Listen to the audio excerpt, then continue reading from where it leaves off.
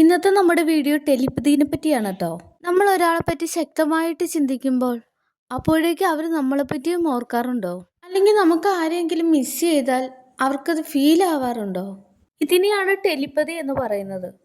Telepathy എന്നത് വാക്കുകളോ phone കോൾസോ മെസ്സേജുകളോ ഒന്നുമില്ലാതെ നമ്മളുടെ ചിന്തകളും വികാരങ്ങളും മറ്റൊരാളുടെ മനസ്സിലേക്ക് എത്തിക്കുന്ന ഒരു എനർജി കണക്ഷനാണ്. ഒരുപാട് പേർക്ക് ലൈഫിൽ ഇതൊക്കെ എക്സ്പീരിയൻസ് ചെയ്തിട്ടുണ്ടാവും. നിങ്ങൾ ആരെങ്കിലും ഓർത്തപ്പോൾ തന്നെ അവരുടെ കോൾ വന്നിട്ടുണ്ടോ? ഇത് തന്നെയാണ് ടെലിപ്പതിയുടെ ഒരു ചെറിയ എക്സാമ്പിൾ. ഇന്ന് ഈ വീഡിയോയിൽ ഞാൻ പറയുന്നത് നിങ്ങൾ ആഗ്രഹിക്കുന്ന ആ വ്യക്തിക്ക് എങ്ങനെ ശരിയായ രീതിയിൽ ടെലിപ്പതി മെസ്സേജ് അയക്കാം, അവർ നിങ്ങളെ ഓർക്കാൻ എങ്ങനെയാണ് മേക്ക് ചെയ്യാം, സ്റ്റെപ്പ് ബൈ സ്റ്റെപ്പായിട്ട് ഞാൻ പറഞ്ഞു തരാം കേട്ടോ. അതായത് ടെലിപ്പതി പ്രാക്ടീസ് ചെയ്യുന്നതിന് മുമ്പ് നമ്മൾ അറിഞ്ഞിരിക്കേണ്ട 5 സ്റ്റെപ്പുകൾ ഏതൊക്കെയാണെന്ന് നോക്കാം. Step number 1, relax your self. അതായത് ടെലിപ്പതി പ്രാക്ടീസ് ചെയ്യുന്നതിന് മുമ്പേ നമ്മൾ ശ്രദ്ധിക്കേണ്ട പ്രധാനപ്പെട്ട കാര്യമുണ്ട്. നമ്മുടെ മൈൻഡിനെ കാം ആൻഡ് കൂളാക്കി വെക്കണം.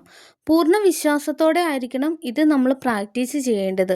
അതായത് ഞാൻ എന്താണോ ആഗ്രഹിക്കുന്നത് അതെൻ്റെ ജീവിതത്തിൽ നടന്നിരിക്കുമെന്ന പൂർണ്ണ വിശ്വാസത്തോടു കൂടി ഈ ടെലിപ്പതി പ്രാക്ടീസ് ചെയ്യുന്നതിന് വേണ്ടിയിട്ട് നിങ്ങൾ ഒരു സ്ഥലത്ത് കാം ആൻഡ് റിലാക്സ് ആയിട്ട് ഇരിക്കുക.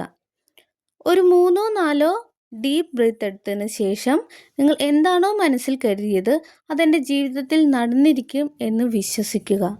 സ്റ്റെപ്പ് നമ്പർ 2, ഇനി നിങ്ങൾ ഏത് വ്യക്തിയുമായാണ് ടെലിപ്പതി ചെയ്യാൻ ആഗ്രഹിക്കുന്നത് ആ വ്യക്തിയെ തിരഞ്ഞെടുക്കുക. ഇനി സ്റ്റെപ്പ് നമ്പർ 3, ഇനി നിങ്ങൾ ചെയ്യേണ്ടത് കണ്ണുകൾ അടച്ച് ആ ഒരു വ്യക്തിയുടെ പുഞ്ചിരിക്കുന്ന മുഖം നമ്മുടെ മനസ്സിലേക്ക് കൊണ്ടുവരിക. അതോടുകൂടി തന്നെ ആ വ്യക്തിയുമായി ഉണ്ടായിട്ടുള്ള നല്ല മൊമെൻറ്റ്സ് മനസ്സിൽ കാണുക. നമ്മൾ വിഷ്വലൈസ് ചെയ്യുന്ന സമയത്ത് നമുക്ക് സന്തോഷത്തോടു കൂടി ഓർക്കാൻ പറ്റുന്ന കാര്യങ്ങളാവണം. ഒരു എക്സാമ്പിൾ പറഞ്ഞിട്ടുണ്ടെങ്കിൽ ആ വ്യക്തി ആദ്യമായിട്ട് നമുക്ക് തന്ന മറക്കാനാവാത്ത സമ്മാനം, അല്ലെങ്കിൽ ആ വ്യക്തിയുമായിട്ട് ഒരു യാത്ര ചെയ്തത്, അതുപോലെ മറക്കാനാവാത്ത ഓർമ്മകൾ വേണം നമുക്ക് ഈ സമയത്ത് വിഷ്വലൈസ് ചെയ്യാൻ. ഇനി സ്റ്റെപ്പ് നമ്പർ 4 ആണ്. നമ്മൾ ടെലിപ്പതി ചെയ്യാൻ ആഗ്രഹിക്കുന്ന ആ വ്യക്തിയുമായിട്ട് നമ്മൾ എന്താണോ ആഗ്രഹിക്കുന്നത് അതിനെപ്പറ്റി നമുക്ക് വ്യക്തമായ ഒരു ധാരണ ഉണ്ടാവണം. ആ ഒരു വ്യക്തിയിൽ നിന്ന് നിങ്ങൾ ആഗ്രഹിക്കുന്നത് ഒരു കോളാണോ അതോ മെസ്സേജാണോ അല്ലെങ്കിൽ നിങ്ങൾ ഡിസ്കസ് ചെയ്യാൻ വെച്ചിരുന്ന എന്തെങ്കിലും ഒരു കാര്യമാണോ അതിനെപ്പറ്റി വ്യക്തമായിട്ട് നിങ്ങൾക്കൊരു ധാരണ ഉണ്ടാവണം. ഇനി സ്റ്റെപ്പ് നമ്പർ 4 തന്നെ നമ്മൾ ചെയ്യേണ്ടത് ഗ്രാറ്റിറ്റ്യൂഡാണ്. ആ വ്യക്തിയോട് നമുക്ക് സംസാരിക്കുന്നതായിട്ട് പറയാം, നീ എന്നെ വിളിച്ചതിന് നന്ദി. ആ വ്യക്തിയുടെ പേര് പറഞ്ഞിട്ട് നമുക്ക് പറയാം, നീ എന്നെ വിളിച്ചതിന് നന്ദി, മെസ്സേജ് അയച്ചതിന് നന്ദി, അല്ലെങ്കിൽ നമ്മൾ സംസാരിക്കാൻ വെച്ചിരുന്ന കാര്യം നമ്മൾ സംസാരിച്ചല്ലോ അതിന് നന്ദി എന്ന് നമ്മൾ പറയാം. ഈ സ്റ്റെപ്പ് നമ്പർ 5ൽ നമ്മൾ 5 തവണ യെസ് യെസ് യെസ് എന്ന് പറയുക.